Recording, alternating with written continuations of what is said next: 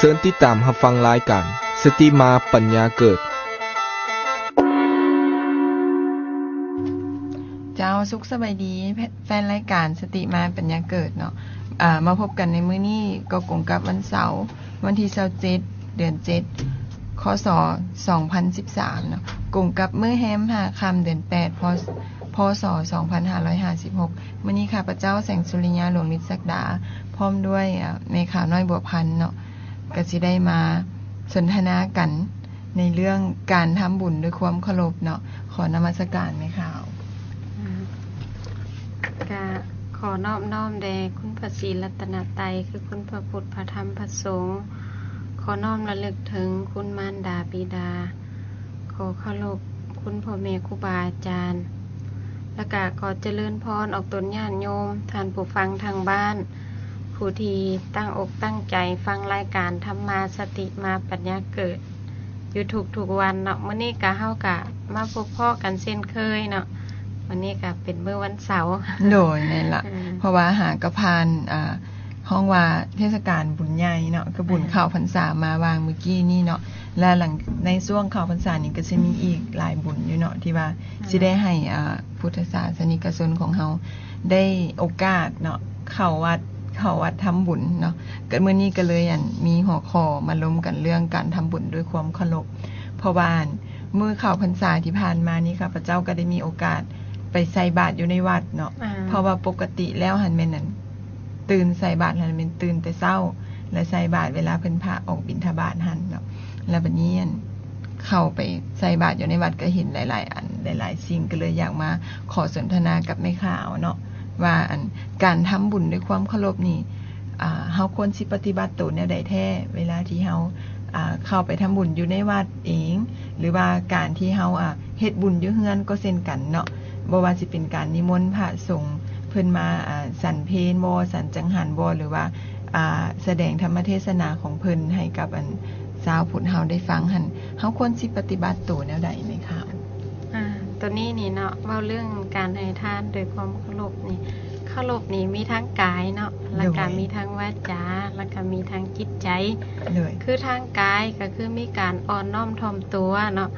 คันว่าเว้าทางภาษาธรรมะเพิ่นก็เอิ้นว่าให้เป็นคนมีนะโมเนาะคือกับเฮาไหว้พระล่ะนะโมมันหยังนะโมคือความนอบน้อมทางกายนอบน้อมทางวาจาเนาะนอบน้อมทางจิตใจทางกายนี่ก็คือการไปการมาเนาะอยู่ในการทำบุญของเฮาหั่นเนาะเป็นต้นก็คือการนุ่งเครื่องนุ่งของก็ต้องมีการเคารพคือกันเนาะในวัตถุทานของเฮาซั่นซะ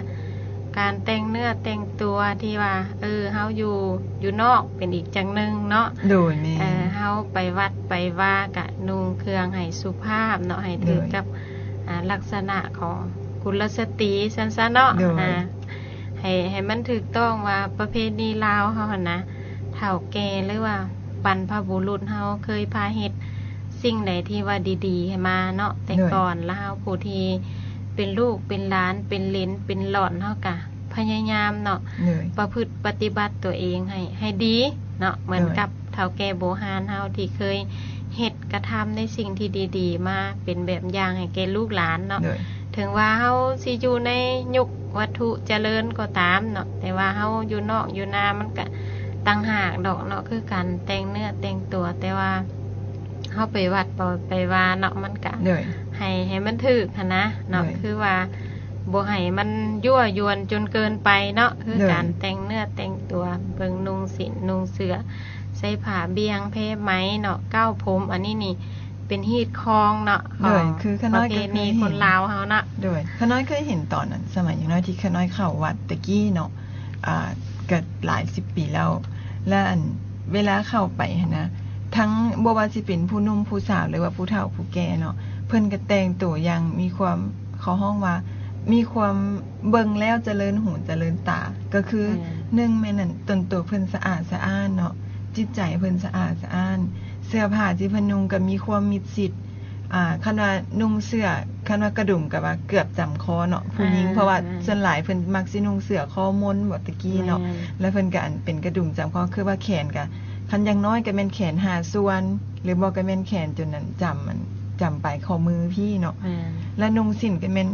สิ้นนี่ความยาวนี่เลยแม่นซ้ำบีแข้ง แม่น เพิ่นนุ่งสมัยตะกี้เนาะเพิ่นว่าซ้ำบีแข้งก็ซ้ำบีแข้งสำใดบ่ฮู้บางคนขาสั้นขายาวเนาะเพิ่นว่าให้วัดมาหันให้เอาอันไม่มัดไม่แม่ทันแทกแต่พื้นดินจนฮอดอัน20เซนเพิ่นว่า แล้วแม่นบอนนั้นหั่นละแม่นบอนตีนสิ้นเพิ่นว่าจังซี่ได้สมัยตะกี้เนาะคันว่าเข้าวัดละผมห้ามนี่เพิ่นบ่ให้ปะให้ปล่อยได้เนาะเพิ่นว่าจะหน่อยตายมาแล้วสิได้เป็นผีเพศ ย้อนว่าอันคันสิว่าจังซี่ก็อันมันเป็นความเชื่อเนาะแต่ว่าอันโดยธรรมชาติความจริงแล้วเนาะการที่เฮาปล่อยผมเข้าวัดสิหั่นน่ะผมเฮาจักสิหล่นเส้นใดเฮาก็บ่ฮู้เนาะแล้วผมเฮาหล่นหั่นจักสิไปตกใส่โอไผขันไผเนาะถือของไผก็บ่ดีใจเนาะเพราะว่าของกินของทานนั้นไผก็ตั้งใจมาแต่บ้านแต่เฮือนด้วยความบริสุทธิ์เนาะและคันว่าเฮาแต่งตัวเองก็บ่เป็นระเบียบเรียบร้อยตัวเองเบิ่งงามอยู่แต่ว่าคนอื่นเบิ่งงามบ่เฮาก็ต้องได้เบิ่งนี่เนาะคุณแม่เนาะ เพราะว่าตัวนี้นี่เนาะคำสุภาษิตของผู้เฒ่าเพิ่นว่า ผมอยู่ในหัวหันเป็นเจ้า โดย ถ้าตกใส่ข้าวใส่อาหารแล้วเป็นง่วนเป็นสาร โดยนั่นให้เห็นก็ไม่ได้เบิ่งนั่นให้เห็นกันเนาะ งามอยู่ทั้งหัวเนาะแชมพูอันใดคักๆดีๆเนาะ ซื้อมาใส่โดย มาบำรุงครีมนวดอันใดดีๆก็มาบำรุงให้มันงดงาม แต่ว่ามันไปตกใส่อาหารการกินแล้วก็บ่ปรารถนาเลยเนาะ ผู้ใดกันเนาะเมซบยางหนีเลยเนาะ แล้วก็บ่อยากอะนะ โด จึง ย ว่าผู้เฒ่าผู้แก่เพิ่นจึงว่าอ้าวลูกหลานเข้าวัดเขาว่าอย่าพากันละผมเข้าวัดเด้อ โด เนาะ ย อันนี้ตอนแม่ขาวยังน้อยก็เคยได้ยินพ่อแม่เพิ่นบอก โดย เนาะแล้วก็นุ่งกิจนุ่งเหียนเพิ่นก็บอกในคนแต่ก่อนเนาะ โดย และการเฮาสินุ่งเครื่องเปียกเข้าวัดนี่ก็บ่ได้ โดย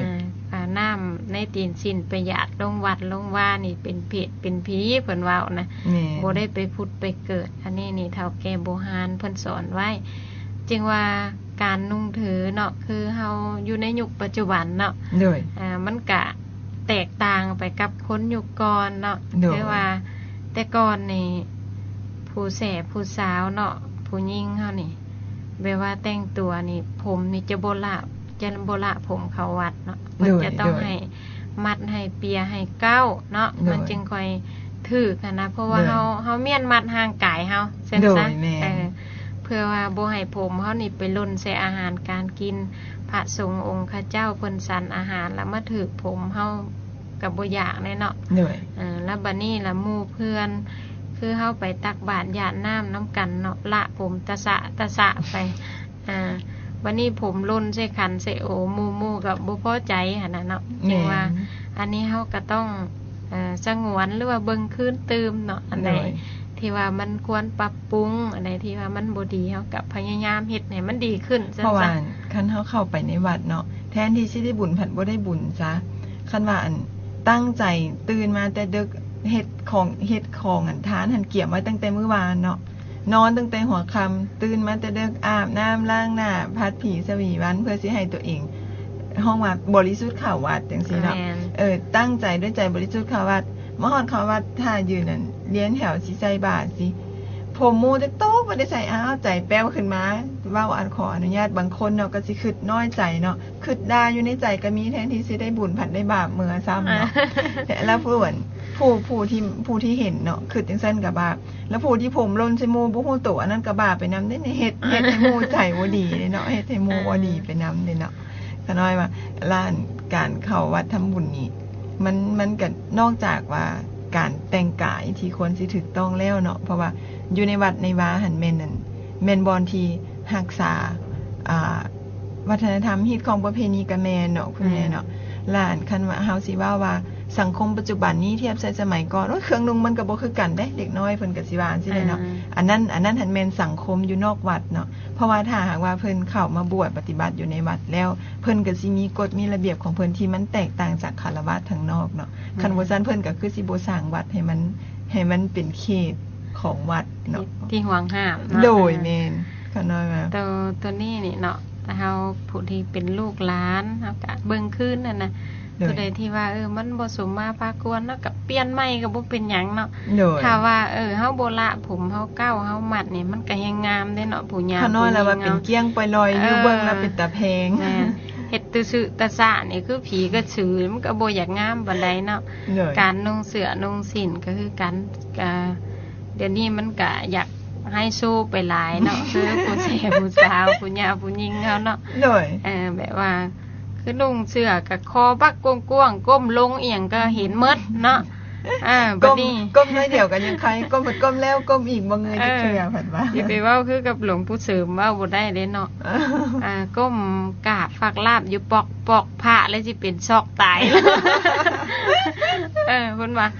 ข่อยก็บ่ได้เป็นพระอิฐพระปูนได้ข่อยก็พระมีหัวใจคือกันได้เพิ่นว่า กับแน่เนาะเพราะว่าคือขน้อยได้เคยอ่านอันพุทธประวัติเนาะห้องว่ากิเลสตัณหานี่เป็นมารสั้นหนึ่งของการบรรลุเนาะของการบรรลุธรรมฉะนั้นห้องว่าสิ่งย่อยวนเหล่านี้หั่นนะอันมาเฮากับบุคคลสินำเข้าไปในเขตพระพุทธศาสนาเขตวัดเขตวานะเพราะว่าอยู่ในวัดในวาเนาะนอกจากเพิ่นสิถือศีลรักษาธรรมแล้วเพิ่นก็ยังรักษาฮีตของประเพณีฮิตของประเพณีจังไหนคืออยู่ในวัดเพิ่นก็มีหนังสือผูกใบลานเนาะมีคำสอนของผู้เฒ่าผู้แก่ที่เพิ่นสอนกันมาละอันพระเจ้าสิเป็นผู้ศึกษาในเรื่องจังซี่หลายกว่าคฤหัสถ์ทั้งหลายเพราะคฤหัสถ์ทั้งหลายนี่สิสนใจไปทั้งเรื่องสังคมเรื่องปัจจุบันหลายกว่าเนาะคันว่าเฮาเข้าไปในวัดจังซั่นแล้วเฮาก็ควรสิเบิ่งว่ามันเหมาะสมหรือว่าบ่เหมาะสมเนาะแล้วเฮาก็สิบ่เว้าโทษให้แต่เด็กน้อยเด้เนาะคุณแม่เนาะที่จริงจังซี่นี่พ่อแม่หรือว่าผู้แก่บูหารของครอบครัวของเฮือนของซานเนาะก็ควรมีส่วนนั่นล้มให้ลูกหลานฟังเนาะเฮาก็บ่ว่าสั่งสอนดอกเฮาก็ว่าล้มให้ลูกหลานฟังนี่สิเข้าใจกว่าเด็กน้อยสมัยนี้เนาะเด้อเพราะว่าฮีตของประเพณีของคนลาวเฮานี่ถือว่าเป็นสิ่งที่ดีงามที่สุดเนาะที่ว่าบรรพบุรุษผู้เฒ่าผู้แก่เฮาเพิ่นเคยเฮ็ดมาซั่นๆแล้วก็มาตกถึงรุ่นที่เฮาเนาะผู้ที่เป็นลูกเป็นหลานก็พากันสืบห้อยตาว่าห้อยปูคือพากันเฮ็ดตามและประเพณีฮีตของบ้านเฮานี่นะเฮาไปไสมาไสเนาะคือเฮาไปประเทศใกล้เคียงจังซี่เนาะไปในตัวเมืองใหญ่เห็นผู้หญิงเฮานี่นุ่งสิ้นเนี่ยโอ้เขาเจ้าว่างามหลายงามหลายคนลาวเฮานี่แบบว่า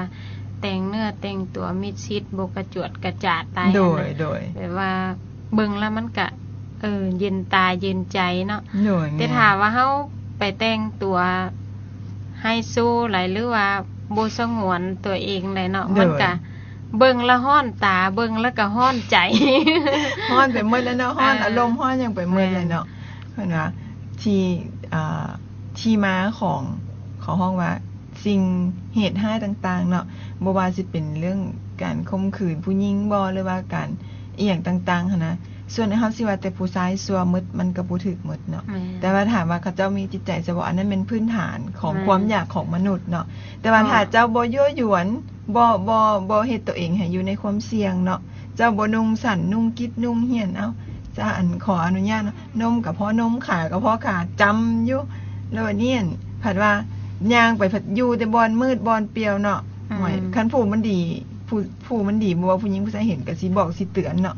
แต่ว่าคันผู้มันบ่ดีเห็นนั่นติมันก็ยิ้มหวานเปื้อยๆแล้วเจ้าก็เซ็ตมันเลยเนาะคันว่าเรื่องการนั้นแต่งตัวนี้ก็เป็นอีกอันนึงที่ว่าช่วยให้ตัวเองมีความปลอดภัยค่ะน้อยว่าที่ว่าคือคนตะกี้เนาะการเฮ็ดผิดประเวณีมันบ่หลายเพราะว่าผู้หญิงเฮานี่มันบ่แต่งตัวแบบเฮ็ดประจานตัวเองโพดนั่นน่ะเขาเจ้าก็เข้ารบแล้วก็ในเกียรติศักดิ์ศรีของผู้หญิงซั่นแต่ว่าคือในยุคปัจจุบันนี่เนาะแท้ที่จริงฮีตของประเพณีลาวเฮานี่เป็นสิ่งที่ดีงามงดงามที่สุดแล้วแต่ว่าลูกหลานหักไปเฮน้ำสังคมเฮน้ำการบริโภควัตถุนิยมทั้งตาทั้งหูเนาะทั้งดังทั้งลิ้นทั้งกายทั้งใจเพิ่นเรียกว่าในอายตนะหกนี่เป็นที่เกิดของกิเลสตัณหาเด้ตัวนี้เป็นที่นำมาซึ่งความเสื่อมเนาะตัวนี้นี่เพราะว่าทั้งตาเห็นปุ๊บมันก็มาสั่งใส่ใจแล้วได้เนาะผู้ที่บ่ดีเขาก็คิดอยากประทุษร้ายเฮานะแต่ถามว่าเฮาสงวนตัวเนาะ แต่งตัวให้มิดชิดให้มัน โดย ถูกตามที่ตามคลองน่ะมันก็ให้ความปลอดภัยแก่ตัวเฮาเอง โดย เนาะ น้อย เพราะว่าเพิ่นจึงว่าการให้ทานโดยความเคารพทางกายคือมีการอ่อนน้อมถ่อมตัวรู้จักสมมาคารวะเนาะทางกายก็ได้รู้จักอ่อนหั่นนะ โดย เพิ่นจึงว่าไม่อ่อนนี่นานหักเนาะ โดย ถ้าไม่แข็งนี่หักไวสุภาษิตผู้เฒ่าเพิ่นมักว่าจึงว่าเฮาทางกายนี่ก็คือให้มีนะโมก็คือให้มีการอ่อนน้อมถ่อมตัวเนาะ โดย การใส่การถือนุ่งเครื่องนุ่งของก็ให้มันถือตามฮีตของวัฒนธรรมของคนลาวเฮานะเนาะ หน่อย ให้เป็นที่งดงามเนาะให้แก่ผู้อื่นได้เป็นแบบอย่างสินะเพราะว่าฮีตของประเพณีของเฮานี่เป็นสิ่งที่ดีงามแล้วเนาะ โดย วันนี้การให้ทานทางด้านวาจาเนาะก็ให้มีความเคารพก็คือฮู้จักมีสัมมาคารวะเนาะฮู้จัก หน่อย อ่อนน้อมถ่อมตัว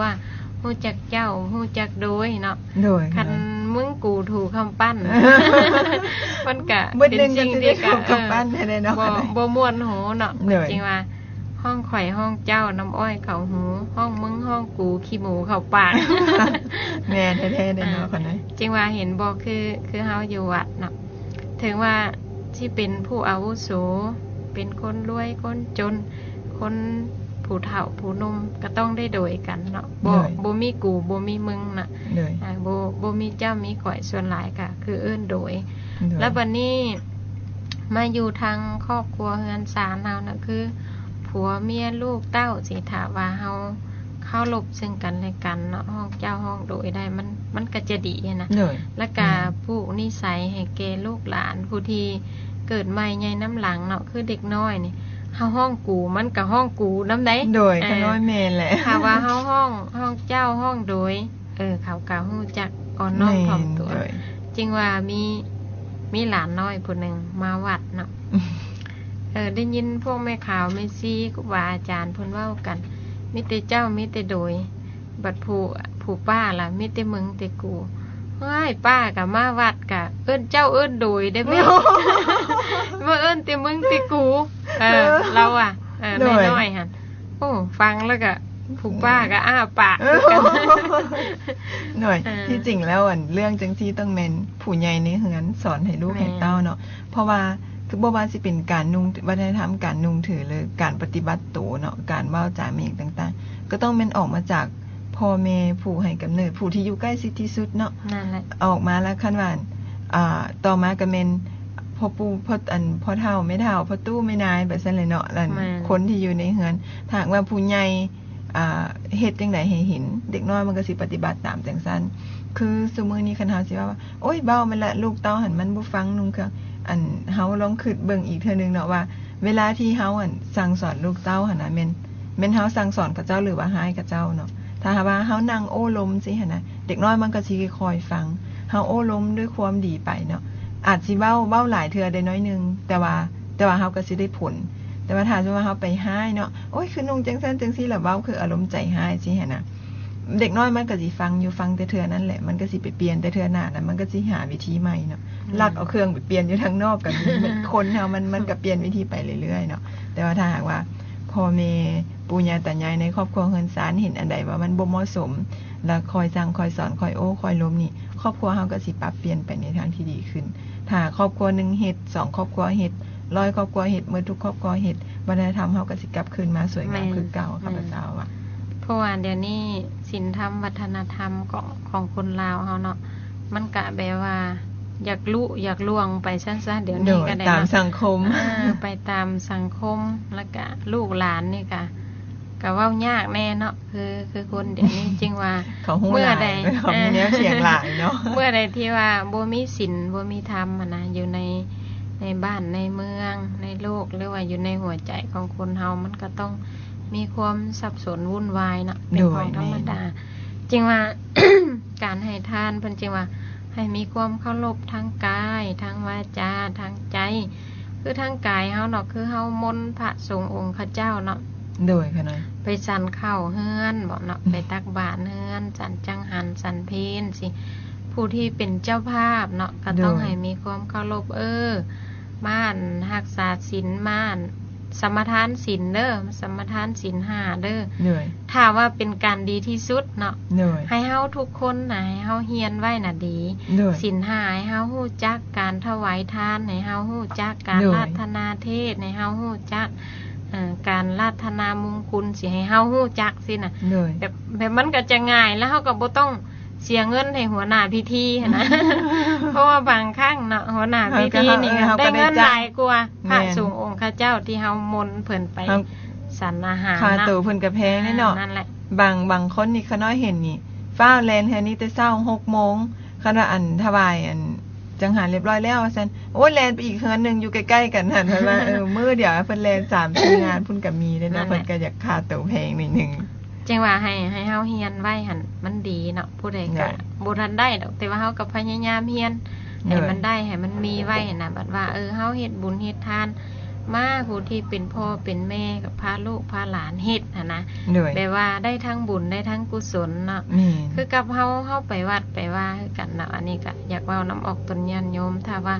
เฮาบ่ฟ้าวบ่ฟังพอมีโอกาสมีเวลาเฮาก็ให้ได้ฟังเทศน์ฟังธรรมนำเนาะ เหนื่อย จะเป็นการดี คือเฮาไปให้ทานนั้นได้บ่บุญได้เนาะได้ เหนื่ แล้ อยว บุญแต่ว่าเฮาหักยังบ่ทันได้กุศลเทื่อเนาะ เหนื่ จึ อย งว่าถ้าว่าเฮาได้กุศลแถมไปพร้อมจะเป็นการดีที่สุด เหนื่ เนาะ อย ตอนนี้เนาะจึงว่าเฮาฟังเทศน์ฟังธรรมเนี่ยเฮาฮู้จักเด้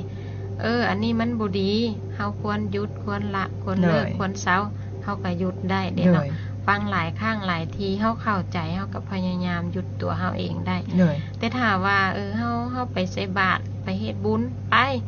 บางคนก็ไปน้ำหมู่ก็มีได้ แม่นแหละค่ะน้อยก็ส่วนหลายก็จะเป็นแม่นั่นแหละจะ นั่นแหละ สู้กับแฟนยามเฮ็ดบุญยามเข้าวัดจังซี่เนาะแท้นี้สิว่าพากันมีจิตใจบริสุทธิ์ไปใส่บาตรเนาะเพราะว่าบ่แม่นอันต้องได้หยุดพักการก่อนพาแฟนไปใส่บาตรเพื่อหยังเพื่อเอาใจแฟนได้บ่แม่นว่าตั้งใจไปใส่ ไปเฮ็ดไปทำบุญสิเนาะ จุดประสงค์มันก็ผิดเพี้ยนไปแต่ถามว่าได้บุญบ่ก็ได้แต่ว่ามันก็บ่ได้เต็มเม็ดเต็มหน่วยสมกับที่เฮาควรอยากได้ นั่นแหละ โดย ล้านบัดนี้เนาะคือเฮาเฮ็ดบุญเฮ็ดทานบ่ว่าจะไปวัดไปว่าหรือว่าอยู่บ้านอยู่เฮือนน่ะเฮาผู้ที่เป็นเจ้าภาพน่ะเนาะ โดย คิดเบิ่งว่าในชีวิตเฮาจักปีเฮาสิได้เฮ็ดบุญครั้งหนึงเนาะ โดย และการที่เฮาไปดื่มเหล้าเมาสุราเข้าหมู่เข้ากองหั่นมันมีโอกาสหลายกว่าเนาะ โดย และที่ว่าเฮาจะเสียสละมาเฮ็ดบุญในชีวิตเฮาในชีวิตเฮานี่โดนๆเพื่อเฮาสิได้เฮ็ดครั้งหนึงเนาะต้องทอนเงินทอนทองเนาะบางคนก็ขายดินขายดอนขายมูลมังสังขยาบางคนก็เฮ็ดเวียกเอารอดล่มรอดตายเก็บเงินทอนเมียเนาะ โดยแม่ เพื่อเฮาจะให้ได้เฮ็ดบุญซั่นซะ โดย วันนี้ถึงโอกาสถึงเวลาที่เฮาจะเฮ็ดแล้วเฮาก็ต้องพยายามเฮ็ดให้มันบริสุทธิ์ซั่นซะเนาะ โดย ทั้งกายเฮาก็ได้ให้มีสัมมาคารวะให้มีความอ่อนน้อมถ่อมตัว โดย ยามพระสงฆ์องค์ข้าเจ้าเพิ่นเข้ามาในเฮือนเฮาก็ให้มีปฏิสันฐานเนาะให้มีการต้อนรับเจ้าภาพมันดีที่สุดก็คือมานั่งอยู่หั่นแหละบ่ให้แล่นไปพูดแล่นมาพี่ อันนั้นเท่ากับปล่อยให้เป็นหน้าที่ของลูกหลานค่ะเจ้ารับแขกรับคนแทนเนาะ โดย เพราะ แม่ จิตใจของเฮาจะได้สงบแล้วก็เป็นบุญเป็นกุศลที่แท้ โดย จริงหั้นนะถ้าว่าส่วนหลายนี่ตามที่เห็นเนาะผู้ที่ว่าเจ้าอกเอาใจใส่อีหลีเนาะมาเบิ่งมาแยงปฏิสันฐานหรือว่ามาหับต้นพ่อแม่ครูบาอาจารย์นี่มีแต่ว่าหน่อยส่วนหลายก็เปลว่าแลนไปน้ำหมูน้ำกองโอ้ยย่านหมูเสียใจมาบ้านเฮาบ่ได้กินอันนั้นบ่ได้กินอันนี้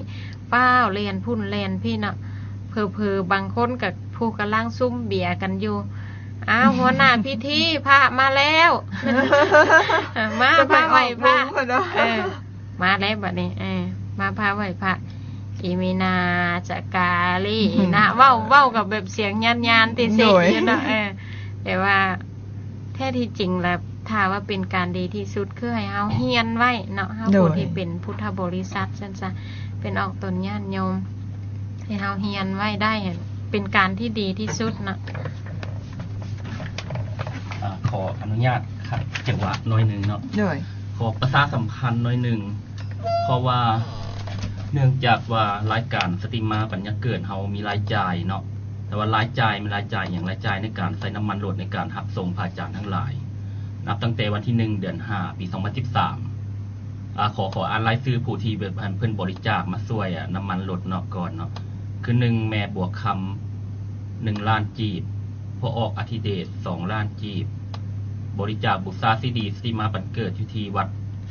ปาหนองบัวทอง700,000 กีบแม่เฮือง1 ล้านกีบแม่บัวคำ800,000 กีบแฟนรายการสติมาปัญญาเกิดบริจาคบุษราซีดีธรรมะและบริจาคน้ำมันรถสวย500,000 กีบแม่จันไต600,000 กีบพอออกอธิเดช400,000 กีบแต่ว่าเนื่องจากว่าทางผู้บริจาคทั้งหลายนั่นปัจจุบันนี้เพิ่นก็อ่อนกำลังลงด้านทรัพย์ลงหลายแล้วเพราะว่าเจอพิษเศรษฐกิจดังนั้นถ้าผู้ใดมีศรัทธาอยากช่วยเพื่อเผยแผ่ธรรมของพระองค์นั่นก็ถ้ามีจุดประสงค์เจตจำนงอยากบริจาคช่วยทางรายการสติมาปัญญาเกิดนั่นก็สามารถติดต่อมาได้ที่เบอร์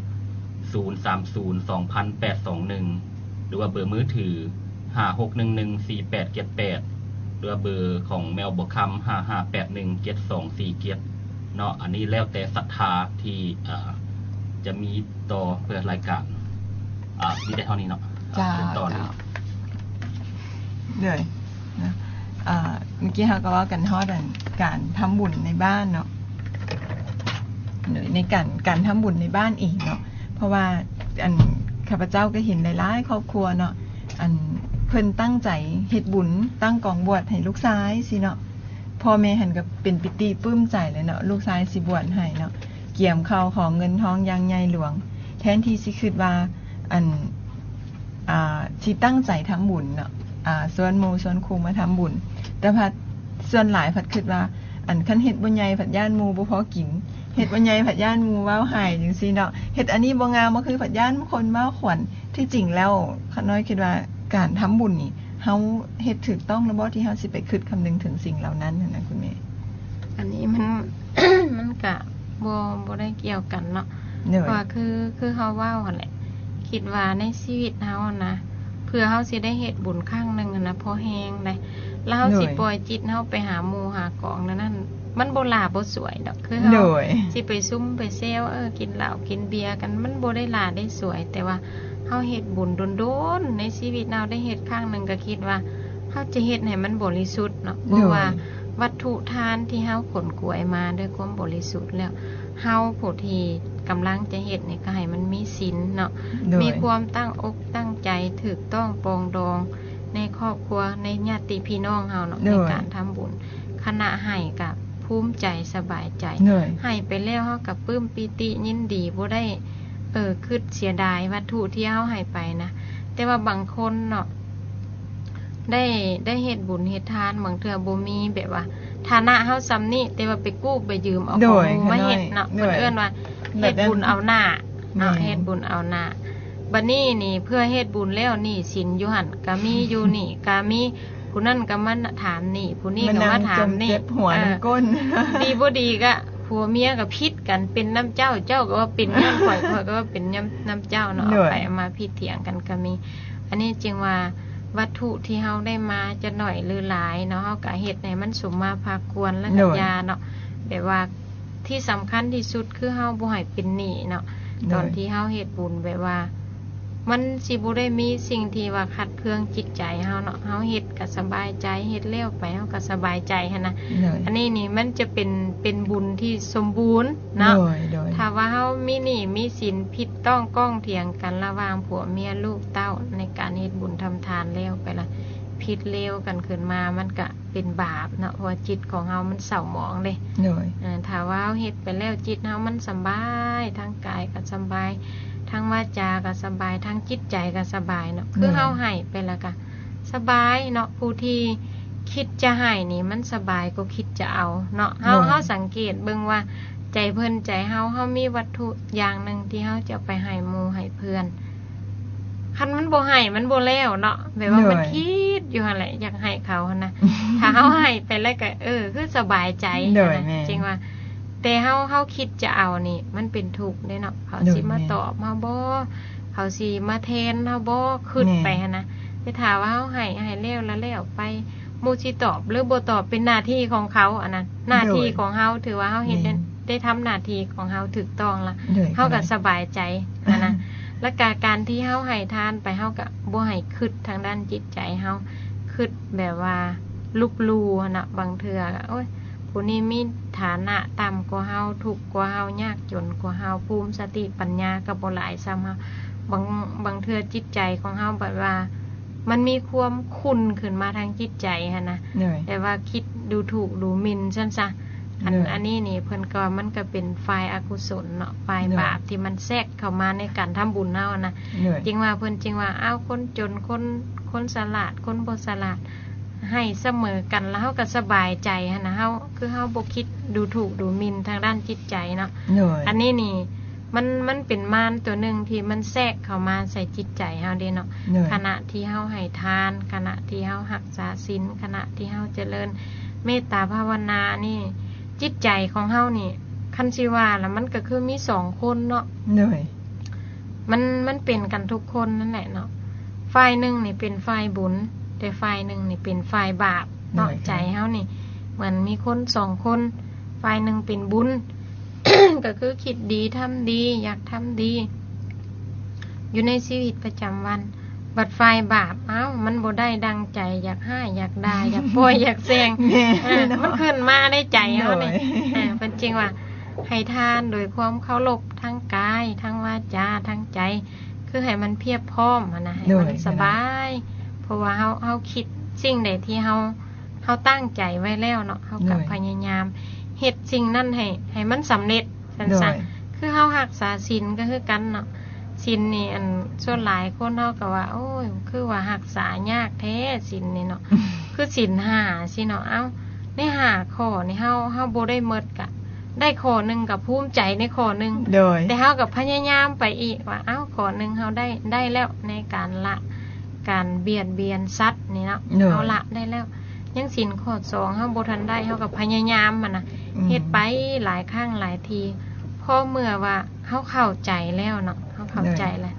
ศีลข้อที่3ที่4ที่5มันก็จะค่อยดีขึ้นเองนะแต่ที่แรกนี่มันก็ยากเลยเนาะคือคนเฮาบางเทื่อเฮาอยู่บ้านนอกบ้านนาหาอยู่หากินเนาะหาปูหาปลาหากบหาเขียดในการเลี้ยงชีพแต่ว่าเฮาเฮ็ดไปล่ะแบบว่าเฮาบ่ดูถูกนะบางคนก็แบบว่าฆ่าสัตว์ไปแล้วก็ทั้งเว้าไปพร้อมซั่นซะฆ่าไปพร้อมเนาะทั้งวาจาหั่นทั้งใจทั้งกายก็เฮ็ดไปทั้งวาจาก็เว้าไปพร้อมมันน่ะมันก็เลยเป็นกรรมที่หนักเนาะตัวนี้นะเพิ่นจริงว่าให้เฮาถ้าว่ามันจำเป็นอีหลีเฮาเฮ็ดไปสาธุทาสเลี้ยงทาสเด้อมื้อนี้ผู้ขามาหากินนี่ก็แล้วแต่ผู้ใดไปวันแห่ใส่มองใส่เบ็ดใส่หยังก็อันสัตว์ตัวใดสิมาเป็นอาหารผู้ขาก็ขอให้ได้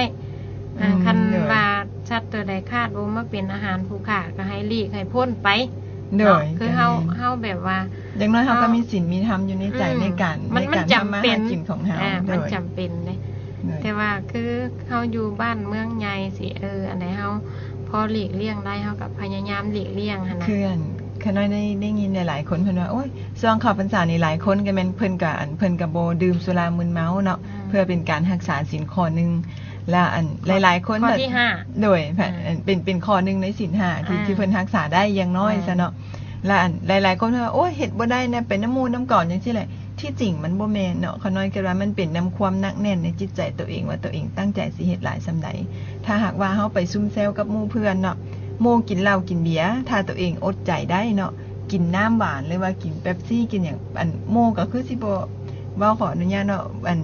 งัดปากถอกใส่ดอกเนาะเหล้าหั่นเนาะคันว่าเฮามีจิตใจจังหมู่แห่งสิอนุโมทนาบุญนำเฮาหั่นเนาะและคันเฮาเฮ็ดได้เนาะหลายคนก็เฮ็ดไปหั่นนะอย่างน้อยเนาะในช่วง3เดือนนี้หั่นนะงดเว้นศีลข้อ5ไว้รักษาศีลข้อนี้ไว้คือบ่ดื่มสุรามึนเมาบ่เข้าอบายมุขทั้งหลายแลเนาะคันความเกียจคร้านนี่ก็เป็นอบายมุขอันนึงเนาะความเกียจคร้านก็เป็นอบายมุขอันนึงสุรามึนเมาก็เป็นอบายมุขอันนึงเข้าเที่ยวบาร์ตอนกลางคืนสิก็เป็นอบายมุขอันนึงเนาะคุณแม่เนาะเล่นไพ่เล่นเบอร์นี่ก็เป็นอบายมุขอันนึงคันว่าเฮางดเว้นสิ่งเหล่านี้ได้อย่างน้อยก็เป็นศีลใน5ข้อเฮาก็มีละข้อนึงอยู่ในใจเนาะอย่างน้อยเฮาปฏิบัติได้3เดือนมันก็สิเป็นการง่ายถ้าเฮาสิปฏิบัติต่อไปเรื่อยๆถ้าผู้ใดมีจิตใจใส่ศรัทธาอยากสร้างบุญสร้างกุศลให้กับตัวเองคันว่ารักษาศีลข้อนี้ได้เนาะบ่แม่นว่าสิดีแต่เฉพาะว่าเฮารักษาศีลดีนำสุขภาพเฮาเองเนาะ เจ้าบ่นอนดึกเจ้าบ่กินเหล้าบ่กินของมึนเมาบ่กินธาตุเบื่อเข้าไปในร่างกายเจ้าก็แข็งแรงร่างกายเจ้าก็มีสุขภาพดีขน้อยก็ว่าศีล5ข้อนี่ไผรักษาได้นี่สิดีทั้งกายทั้งใจเลยเด้เนาะขน้อยว่าเพราะว่าศีลนี่เนี่ยเป็นผู้แต่งคนเนาะมันจริงว่าศีลกรรมบทเป็นผู้แต่งรูปร่างเฮาเนาะให้งามให้ขี้ร้ายเนาะให้เป็นคนมีฐานะดีให้เป็นคนยากจน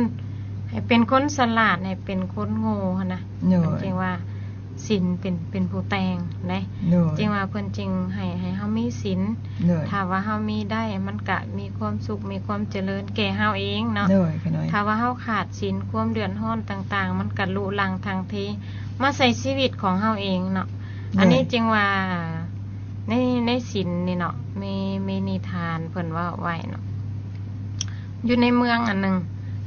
เมืองนั่นล่ะพากันรักษาศีลกรรมบทเมิดเนาะตั้งแต่พ่อแม่ปู่ย่าตายายจนมาถึงลูกหลานเนาะบัดนี้ต่อมาล่ะมีหลานชายล่ะอยากไปเรียนวิชาความรู้เนาะอยู่ในเมืองตักกะศิลาผู้ที่เป็นพ่อเฒ่าตานายผู้ที่เป็นพ่อเป็นแม่ก็ส่งหลานไปส่งหลานไปเรียนศึกษาเอาความรู้มาพัฒนาบ้านเมืองตัวเองเป็นซะเนาะก็เลยมาส่งหลานชายไปแล้วอยู่ในเมืองอันนั้นผัดผู้มีศีลก็มีผู้ที่ทุศีลก็มีเนาะผู้ที่ขาดศีลขาดธรรมก็มีก็เลยว่าคนหั่นน่ะเท่าน้อยนี่ล่ะเห็นอยู่ในบ้านในเมืองตัวเองล่ะคันอายุบ่ถึง100 ปีแล้วบ่ตายแล้วบัดนี้มาอยู่ในหั่นล่ะผู้เล็กผู้น้อยก็คือตายคืออายุสั้นนะเราก็เลยเป็นสิ่งที่แปลกใจสำหรับเราเนาะก็เลยบัดนี้เป็นอย่างคือพากันตายนะเปะจังหน่อยมีหมู่ตายจังหน่อยมีหมู่ผู้นั่นผู้นี่ตายก็เลยคิดแปลกใจบัดนี้พ่อแม่ของหมู่เนาะก็เลยว่าสิลองเบิ่งวานพ่อแม่ของเราน่ะสิเชื่อบ่ก็เลยมีสัตว์ตายแล้วเอาสัตว์ไปเผาเนาะก็เก็บเอากระดูกมาห่อใส่ผ้าขาวแล้วให้คนนั่นเอากระดูกไปส่งให้พ่อให้แม่ของเท่าน้อยอันนี้นี่ว่าเราตายแล้วเอากระดูกนี่ฝากไปให้พ่อให้แม่วันนี้พ่อแม่เห็นมันสิแม่นบ่ลูกเฮาตายหั่นนะแบบว่าคนตะกี้เขาเจ้าจิตใจนักแน่นเนาะแบบว่าบ่ฮ้องบ่ให้บ่กระตึกกระตากไปก่อนเหตุนะก็เลยเปิดผ้าขาวมาเบิ่งกระดูกนี่มันบ่แม่นกระดูกคนว่าซะจะสังเกตได้เนาะอันนี้นี่มันเป็นกระดูกสัตว์ลูกเฮานี่ถ้าว่าบ่ถึงอายุไขแล้วมันบ่ตายพอเพิ่นเขาเจ้าเชื่อนี่เพราะว่าเขาเจ้ารักษาศีลกรรมบท10เนาะกายกรรม3วจีกรรม4มโนกรรม3อันนี้นี่เป็นพื้นฐานของในบ้านนั่นที่พากันเฮ็ดมาซั่นๆวันนี้ต่อมา ลูกก็เรียนจบก็กลับไปเนาะไปหาพ่อหาแม่พ่อแม่ก็รออยู่หั่นน่ะว่ามื้อใดลูกเรียนจบแล้วลูกต้องมาอยู่ในกระดูกที่ห่อผ้าขาวนี่บ่แม่นลูกเฮาหั่นนะบ่แม่นว่าแน่นอนว่ามันบ่ตายก็เลยถึงเวลาแล้วก็เท่าน้อยเนี่ยก็เลยกลับไปจริงว่าการที่เฮารักษาศีลนะบ่แม่นว่าคือเฮาสิรักษาเพื่อผู้นั้นเพื่อผู้นี้เพื่อตัวของเฮาเองเนาะถ้าเฮาอยากดีเฮาก็เฮ็ดใส่ของเฮาเองของไผของเราซั่นๆมันเป็นของไผของเราบ่แม่นว่าสิเอาไปเพื่อผู้นั้นสิไปเพื่อผัวสิไปเพื่อเมียสิไปเพื่อลูกไปเพื่อหลานแต่ว่าเฮาเฮ็ดไปหั่นมันเป็นแบบอย่างแบบพิมพ์ที่ดีเนาะให้แก่ผู้ที่อยู่เบื้องหลังคือผัวคือเมียคือพ่อคือแม่ช่วงพรรษานี่เฮาสิงดจมงดป้อยงดด่าสิเนาะเฮาก็พยายามเฮ็ดนะเดินไปมันเรื่องมันเป็นนิสัยมันก็ค่อยปรับขึ้นมาแต่ว่าบางเทื่อเนาะผัวไปกินเหล้าเมียผู้บ่ได้กินเหล้าสักพักเมากว่าผู้ผัวกินเหล้าบ่น้อยเขาเจ้านอนน่ะยังดึงแขนขึ้นมาด่าอีกแน่ได้อันนี้ผู้ที่เมาแล้วบ่ฮู้เรื่องฮู้ราวหยังเนาะบางเทื่อผู้ที่มีโทสะหลายมีความโกรธหลายกับพิษกะตีกันมันนี่น่ะมันก็เป็นนั่นจริงว่าถ้าว่าเฮางดได้ในช่วงพรรษาเฮาก็พยายามเนาะพยายามเฮ็ดเท่าที่เฮาจะเฮ็ดได้ผู้ที่ดื่มเหล้าเมาสุราติดอบายมุขเ เฮาพองดเว้นได้เฮากับพยายามงดเว้นลดลงเคยกินหลายก็ลดลงเพิ่นก็บ่แม่นว่าเพิ่นบ่ให้กินจักหน่อยเนาะคือเฮาดื่มเหล้านี่กินพอเป็นยุคเป็นยาเป็นยุคเป็นยาหน่อยนึงเฮาฮู้ตัวของเฮาเองว่าเฮากินไปหลายนี่มันสิเป็นคนเสียธาตุขาดคุณได้เนาะเฮาที่แรกนี่เฮาบ่ทันได้กินเฮาก็ใจดีอยู่เว้านัวหัวมวนบัดกินเหล้าเมาล่ะไปทั้งใหม่แล้วได้บัดนี้บ่เคยเว้าหลายก็เว้าหลายบ่เคยเว้าขี้โม้ก็เว้าขี้โม้ขึ้นมาหั่นนะจริงว่าเฮาก็ฮู้ตัวเฮาเองเนาะคนเดียวตอนเมากับตอนบ่เมาปานคนละคนเพิ่นว่าเนาะ เพราะว่ามีหลายคนเนาะบางครั้งก็พวกไม่ออกอะไปปรึกษาหารือเฮ็ดจังได๋ผัวขาน้อยหันตอนบ่ทันได้กินเหล้าคือว่าดี ว่าเหล้าเข้าปากแล้วเป็นผีอีกตัวใหม่คนยากบ่มีว่าอะไรก็ได้เบิดจริงว่าเฮาผู้ที่มีครอบครัวเนาะเฮาก็พยายามอดทนเนาะเห็นอกเห็นใจซึ่งกันและกันบางเทื่อเฮาเอาความดีไปชนะกับอบายมุขมันก็ได้เนาะบางเทื่อเมียใจดีให้โอกาสแบบว่ายามใจดีเฮาเปิดอกเว้ากันซั่นซะตอนเมาเหล้านี่จะไปเว้าเพราะมันเป็นคนละคนล่ะเนาะแม่มัน ก็ได้เป็นคนผู้เก่าล่ะแต่ว่าสมองหันบ่รับรู้เนาะมีแต่เฮาว่าความมึนเมานี่เนาะมันก็มึนเมาไปทั่วตัวทั่วร่างกายนั่นเนาะคันว่าสิเว้าสิล้มกันก็ถ้าให้สวงให้เศร้าแล้วจังค่อยเว้าค่อยล้มเจ้าน้อยนึงค่อยน้อยนึงเนาะผิดกันคันว่ายามอารมณ์ดีเพิ่นว่าผู้เฒ่าผู้แก่เพิ่นสั่งสอนเนาะตอนในมื้อแต่งงานเพิ่นว่าให้นักเบาเอาสู้เป็นผัวเป็นเมียให้อดให้ทนนำกันเนาะคันยามให้ล่ะให้มิตรไผมิตรมันบ่ให้เว้ากันเนี่ยมื้อใดอารมณ์ดีเว้าเนาะหัวมวนหยอกกันไปหยอกกันมาแล้วแม่นจังค่อยเว้าบ่หักบ่แม่นสิให้เว้าว่ามื้อนั้นเจ้าไปไสมามื้อนี้เจ้าไปไสมาบ่แม่นเนาะให้เจ้าว่ามื้อนั้นถ้าสมมุติว่าผู้เป็นเมียเนาะผัวนี่ออกเฮือนไปดึกดื่นน่ะจังค่อยมาให้เจ้าอดใจไว้อดใจมื้อใดใจดีนำกันผัวก็ใจดีเมียก็ใจดีแล้วจะคอยมาลมให้ฟังว่ามื้อนั้นจะไปจังซั่นหันเป็นจังซี่คอยหัวจังซั่นหัวจังซี่ลูกเป็นจังซี่แล้วเจ้าไปหันเจ้ามึนเมาเจ้ามวนซืนเพลิดเพลินคิดหาผู้ห่วงเจ้าบ่สิคันเว้าจังซี่ยามมีสติเขาเจ้าก็สิคิดได้เนาะแล้วความผิดความเถียงกันก็คือสิบ่มีทั้งผัวก็คือกันยามใจให้แล้วน้ำไปหาเมียบางคนเนาะครูสิขาสิตีจังซั่นจังซี่แห้งตื่นเป็นใหญ่แล้วแห้งไปทางมันคันยามอารมณ์ดีแล้วจังค่อยว่าเจ้าผู้เป็นเมียอยู่เฮือนอยู่ศาลอันนี้หันกระเบิงคือบ่งามหูงามตาเฮาซอยกันเมียนบ่มื้อนี้เว้ามื้อหน้าเว้าเมียก็ฮักสิเก่งใจผัวแล้วก็เปลี่ยนไปนำเนาะความผิดความเถียงก็บ่มีค่อยปรับตัวเข้าใส่กันเนาะอันไหนมันสิจบสิดีซั่นซะเพราะว่าเฮามีฮีตคองบรรพบุรุษเฮาพาเฮ็ดพาทำมาในสิ่งที่ดีๆงามๆล่ะเฮาผู้เป็นลูกเป็นหลานก็พากันสืบต่อเนาะเฮ็ดไปทำไปช่วงพรรษานี่พิเศษแน่เฮาก็เฮ็ดงดเว้นให้มันดีขึ้นอย่างน้อยก็ขาตัดชีวิตซะอันนึงเนาะเจ้าเวลาก็สมมาพระคนแล้วเฮาเปิดสายหน้าไมค์เนาะคุณแม่เนาะผู้ใดสนใจอยากสนทนาหรือว่ามีคำถามอยากถามคุณแม่ขาน้อยหรือว่ามีปัญหาใดที่อยากให้เพิ่นช่วยให้ความกระจ่างแจ้งเนาะก็โทรเข้ามาได้เลยที่เบอร์030200821เนาะขอเชิญเลยด้วยแล้วที่ผ่านมาเนาะคุณแม่เวลาที่เฮาเข้าวัดทำบุญแต่ละครั้งหั่นน่ะเฮาเฮ็ดถูกต้องบ่ที่ว่าบางคนกับบวนมาถูกต้องบางคนเนาะเขาน้อยเห็นปดเกิบใส่บาตรปดเกิบหันใส่บาตรเนาะเหยียบขี้ดินใส่บาตรบางคนก็ใส่เกิบใส่บาตรแต่ว่าคันผู้ใดที่มีจิตใจเคารพในการปดเกิบใส่บาตรหักขึ้นไปในสิมเพิ่นจะผัดใส่เกิบขึ้นไปทั้งสิมเพิ่นอันนี้มันถูกต้องบ่คุณแม่นี่นะคันนั้นเว้าตามมีดคอมันก็เป็นสิ่งที่บ่งามปานใดเนาะเทื่อก็ถูกสำหรับใจเฮาแหละแต่ว่าหมู่กองเพิ่นเบิ่งมันก็บ่งามหั่นนะเด้อ ถ้าเฮางดเว้นได้มันก็ดีเนาะให้มันสุภาพเคารพทั้งกายทั้งใจซั่นๆเ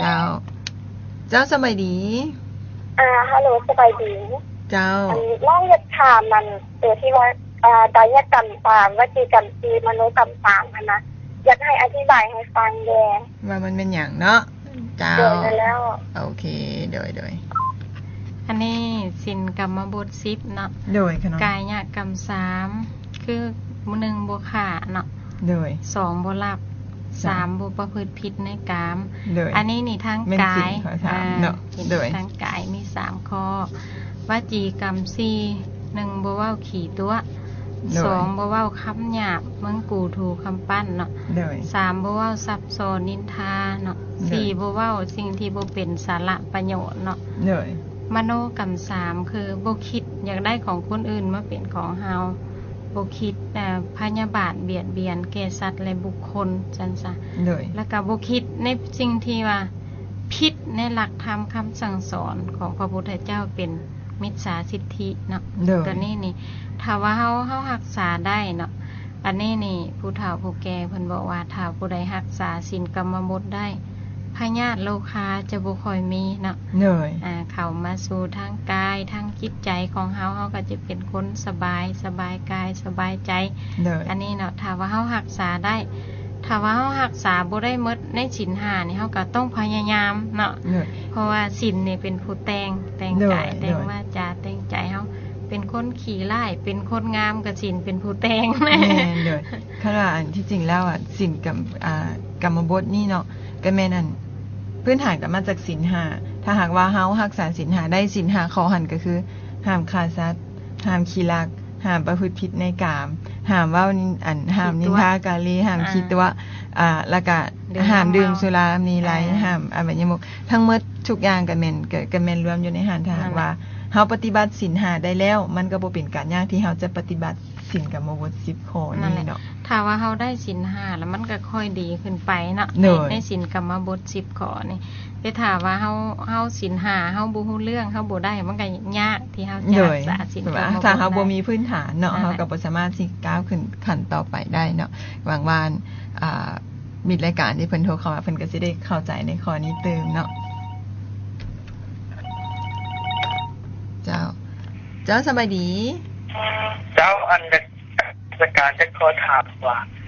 อันเวลาเขาไปใส่บาตรเนี่ยเขาพิจารณาว่า บางคนก็มาแล้วใส่โลดนะบางคนก็ถวายสังฆทานก่อนแต่งใส่ระบาดพวกเขามาแล้วใส่โลดอันนี้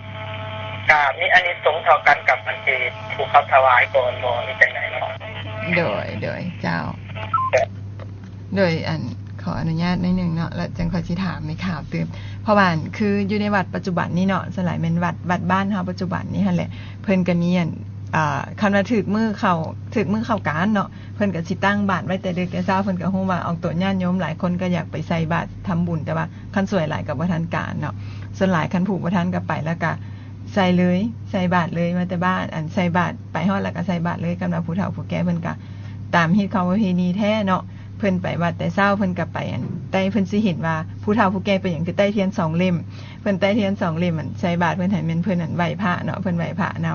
เพิ่นไหว้พระแล้วเพิ่นก็ถวายของทานถวายสังฆทานเนาะถวายเครื่องที่เฮาสิเอามาบิณฑบาตแล้วเพิ่นจะค่อยไปใส่บาตรหลังจากแล้วกลับมาเพิ่นก็รับพรแล้วก็ฟังเทศน์เนาะอยู่ในวัดเฮาแท้ๆเพิ่นปฏิบัติจังซั่นแต่ว่าเด็กน้อยปัจจุบันนี้เพิ่นก็สิบ่ฮู้หลายคนก็แม่นไปการแน่ไปโรงเรียนแน่ไปน้ำหมู่แน่ไปน้ำแฟนแน่แล้วพ่อแม่ก็บ่ได้เล่าให้ฟังผู้เฒ่าผู้แก่อยู่ในเฮือนก็บ่ได้มีเวลาเห็นลูกหลานพอสิได้เล่าให้ฟังเนาะ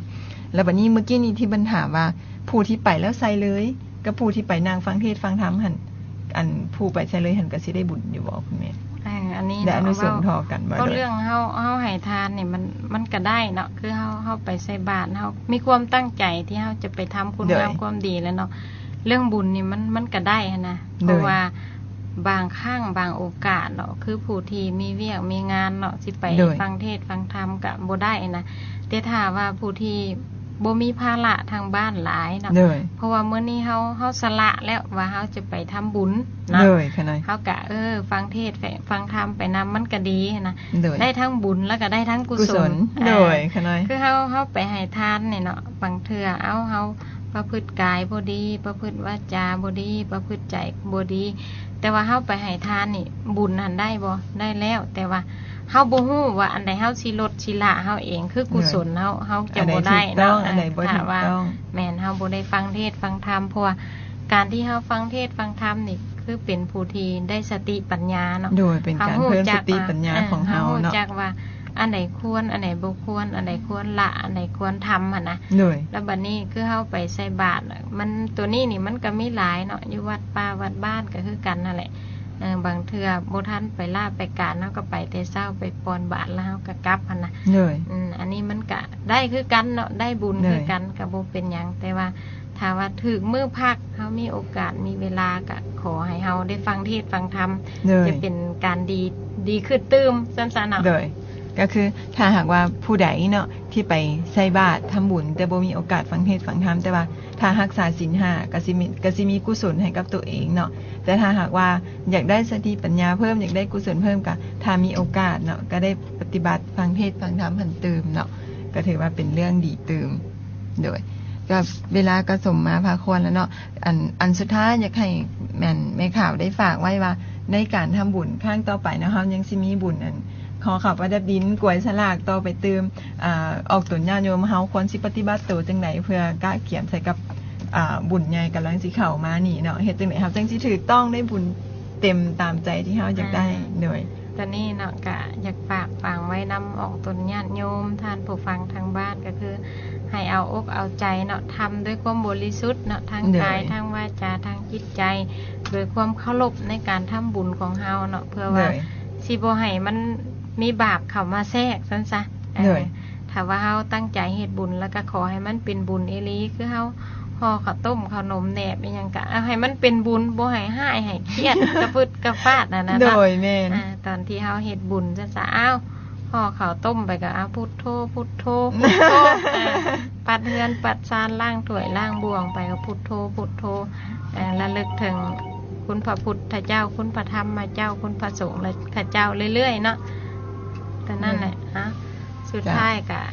ขออวยพรให้แก่ออกตนญาติโยมจงมีความสุขความเจริญมีอายุวันโนสุขังพลังเมื่อทุกฐานทุกคนเถิด สาธุ